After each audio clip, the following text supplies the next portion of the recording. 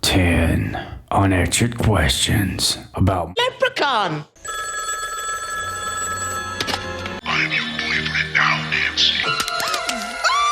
Number 1. Is this the same leprechaun in every movie? Or Number 2. is it a different leprechaun in every movie? And do any of these movies share continuity? And you want this? Fuck it. Let's just get into it. You know where this is going. So originally, I wasn't going to cover this because it's debatably the number one thing talked about within this franchise. So it's one of those situations where I don't want to talk about it because everybody else talks about it, and I don't like being redundant, but then my eagle eye kicks in. And I go beast mode and crack the code. As you know, there are 8 different Leprechaun films in which we have to talk about. I always thought this would be easiest just to say that this is an anthology series with the same leprechaun telling different stories. Because Leprechaun is one of those few franchises that's just dumb fun, but in a good way. And continuity really doesn't matter. Matter of fact, before I did the prep for this video, I would have argued that there's anti-continuity.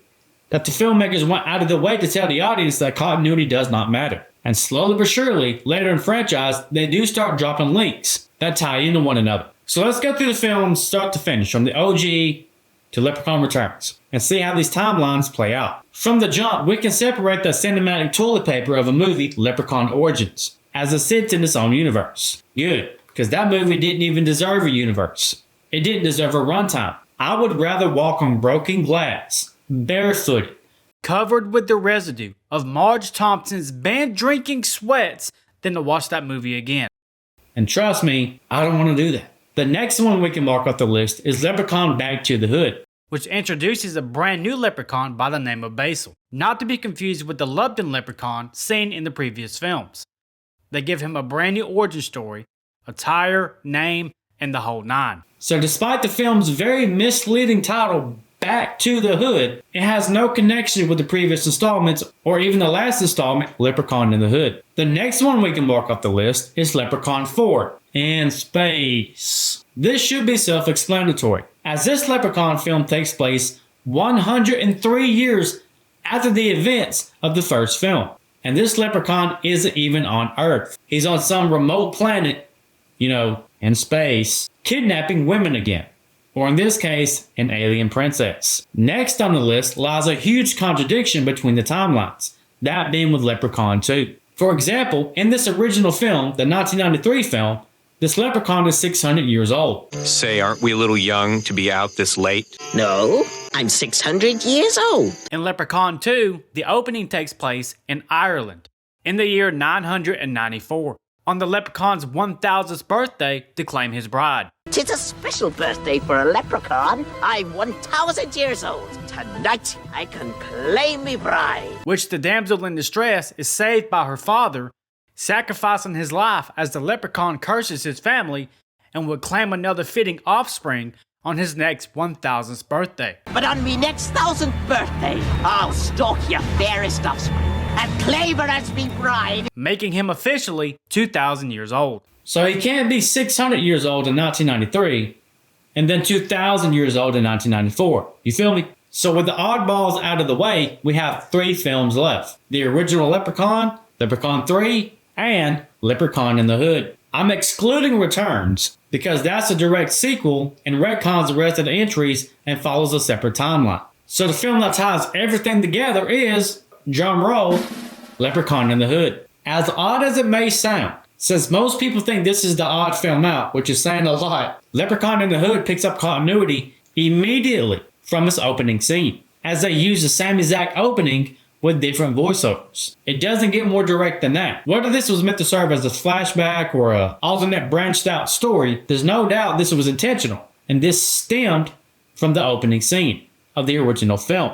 The use of this scene from the original 1993 film wasn't accidental and means with 100% certainty that these two share continuity, but it doesn't end there. Leprechaun also piggybacks off Lupton's adventure to Las Vegas in Leprechaun 3. In both Leprechaun 3 and Leprechaun in the Hood, Lupton is cast in stone with the same type of medallion in both films, and even in the same exact pose, meaning that all 3 of these films share a linear continuity and story. We're just missing the chapters filling in the gaps between the events of each film. Some untold stories between the three. I think this is the closest and most accurate that we're ever going to get to answering this question. Is it the same Leprechaun? Because now we know at least 3 of them are. All the rest of them are still up for debate. But what do you think? Do you have any insights about the other films? Let me know down below.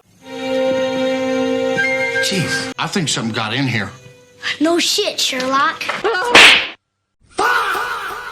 Where the hell does this movie take place? The trailer says South Dakota. To a little town in South Dakota. The dad says North Dakota. North Dakota. That's 2 different states. Tori thinks it's New Mexico. Here I am in New Mexico with my hick father for the whole summer. The police vehicle license. Or North Dakota. But that doesn't explain why their office has South Salt Lake livery in their office and on their badges. That is in Utah. Or why they visit O'Grady in the Chillview Nursing Home on Terabella Street, which there's only 3 Terabella Streets in existence. 1 in California, 1 in Virginia, and 1 in fucking Michigan. Even the Saugus Cafe they eat at is located in Los Angeles, California. I mean, damn, they didn't even try. Now, Leprechaun Returns does settle this and does take place in North Dakota, but damn, this gets awfully confusing in this film. Number 6. Rapid fire round. This bear trap does not have any spikes. Just saying. Look at this fucking guy. Oh, yeah. So since Warwick Davis appears in this scene, wouldn't this create some kind of identity paradox? Damn, her leg sure does heal fast, doesn't it? Fuck you, Lucky Charms. Is Mr. O'Grady kind of a villain in this movie? And Number 8. what's the story between him and the 3 guys who paint? First off, I must say that this company here, 3 Guys Who Paint, does some of the worst painting I've ever seen in cinematic history. I mean, just look at this shit. They don't even clean the exterior first. This house is caked in 10 years of layers and dust. Let's see how well that paint holds up in 1 year's time. I mean, seriously, rate this paint job on a scale from 1 to 10. I'll give it like a 1.3. I could hire Ray Charles and Stevie Wonder to do a better job than this. And that has nothing to do with Ozzy, given his situation with his mental impairment. Or Alex, which is just a kid, Nathan's brother. Just met your brother Nathan. Alex is just along for the ride. You know what I mean? So naturally, that will leave Nathan in charge, the owner of the company, which has to be the most skilled. And fun fact about this film, did you know that never once in this film do you see Nathan paint? Not that that matters, just a fun tidbit. I'm also sort of confused about the situation because I don't know what exactly the painters are doing here. Hear me out. So Tori's father bought this house from Mr. O'Grady. It wasn't a weekend rental or none of that nonsense. He bought the house. This is a great house. I got a great buy on it.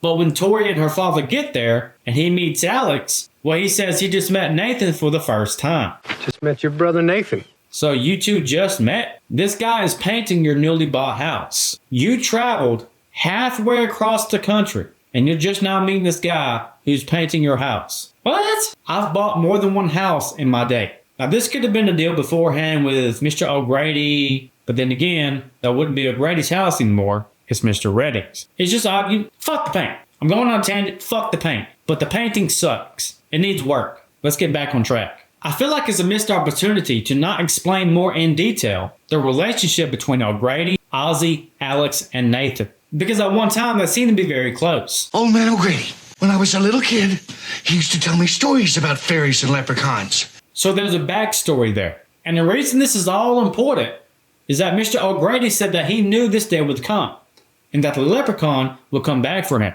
He came back for me. I knew he would. So that tells me that he sold his property, his farm, and his house willingly knowing what's about to happen. And he didn't do anything to stop it. It's not like he was comatose, he's just confined to a wheelchair in a nursing home. But he just said the hell with it. Old Man Grady's is in a rest home at the end of town. He had a stroke about, 10 years ago. Whatever happens, happens. So he sold his farm, his entire estate, and never once in 10 years, 1, 2, 3, 4, 5, 6, 7, 8, 9, 10, did he try his best to either hide that box or get rid of that box that the leprechaun was in. What was the purpose of selling the estate? A big paycheck's not going to do him any favors. He's in a wheelchair, in a nursing home. A part of me has to point the finger at O'Grady being part of this problem and not taking any precaution whatsoever. Knowing that he just sold his house from his family from the West Coast, you had 10 years to do something about this problem, and you didn't. He knew that family was going to buy that house, go into that basement, and the leprechaun was going to fuck up their day. So, is he at fault? There's a million things you could have did. So you put that crate with a 4-leaf clover into another crate, right? You epoxy that bitch. So it's one solid epoxy block that's never going to disintegrate. You throw that in the middle of the motherfucking ocean.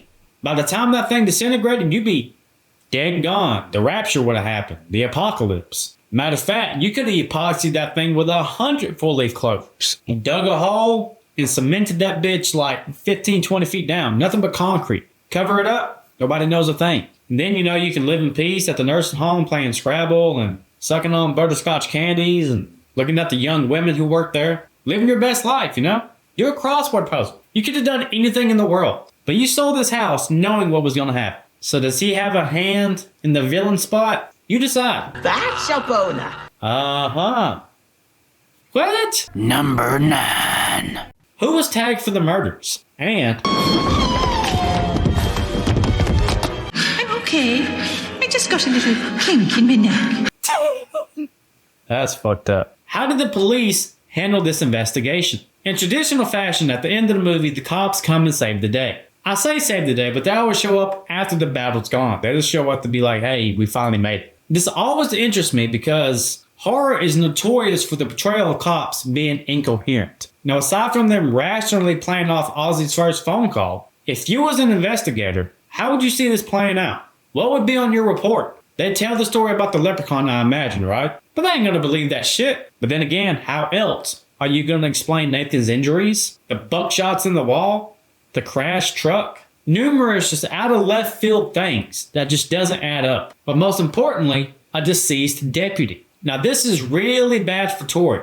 Tori has it worse than anybody else in this film. I don't see how she wasn't locked up for life. Allow me to explain. Eventually, in Leprechaun Returns, we learn that Tori eventually moved past it all, had a daughter, but eventually died of cancer. Now that's getting a little bit ahead of ourselves, but then again, that's the only continuation we have of this character. Nearly every kill in this movie can be linked and pinned on Tori alone, even though she did absolutely nothing wrong. Let's go down the list. Let's start with the deputy first. Even though his death happened way outside the vicinity of the farm, it surely doesn't help Tori's case when the corpse and the police vehicle wind up right down the hill from the back driveway of the farmhouse. What makes this even worse is Tori getting into this car. So forensics are going to find fingerprints everywhere. But even if we bypass all the small details of forensics, they are for sure going to find the deputy's blood on Tori, considering she crawled all over his poor dead corpse. Now let's talk about O'Grady. I'm 110% positive that the CCTV cameras would have captured Tori arriving in the parking lot of the Chillview nursing home, sneaking past the security guard after looking at the patient information, going into O'Grady's room, running out into the elevator, which contains O'Grady's now dead body, and then speeding off. Even the shop owner that Alex and Ozzy visit about the gold coin can be tied back to Tori. Because if they don't pin it on Ozzy, then Tori is once again FUCK'd. Because the tiny little vehicle that contained a large amount of the shop stuff that the leprechaun drove ended up right beside the cop car, which had the deputy's dead body, which had Tori all over it, on her property, just right down the back driveway of the house. Now, I'm not the smartest man in the world, but something tells me Tori's fucked. The odds are definitely against her. But it seems that she got past all of this somehow, and they chalked it up to be, hell, I don't know. It's never explained. We never find out. I wish we did. But even by horror movie standards, every single person is going to point the finger towards Tori motherfucking Reddick. Nathan was badly injured, but he never left the farmhouse. He has an airtight alibi. Ozzy would have been deemed incompetent to do such a thing because of his mental impairment. And Alex is just a kid that couldn't throw a rock across a pond, much less manhandle multiple men 4 times his size. So that leaves only one person, Tori. So again, I ask you, I wonder what was on that police report when it was all said and done, when the dust settled. GG Tory. Fuck! But that's gonna wrap this video up, guys. Thank you so much for taking part of your day to kick it with me. You know I appreciate it. I'll see you next week with another video. I might do the rest of the Leprechaun movies in the franchise. I'm not sure. I'll post it in the community tab. I'll keep you updated. But with that being said, if you have any theory about any movie whatsoever, feel free to drop it in the Discord. The Discord is absolutely free. It's just a hangout spot. You can come tell me about your day, talk some shit, talk about movies, games, life, music. It's a good time over there. Feel free to join. But if you have a theory that I really like and holds some weight, I will credit you in the video. I also have a YouTube membership where you get early access to all my videos. You get members only videos, members only live streams. Sometimes I do giveaways. The list goes on and on. It's very beneficial for you and me. So don't feel obligated, but you be supporting me in this channel. Alright, enough of my self-plugging. I'll see you next week. I love you all. Adios.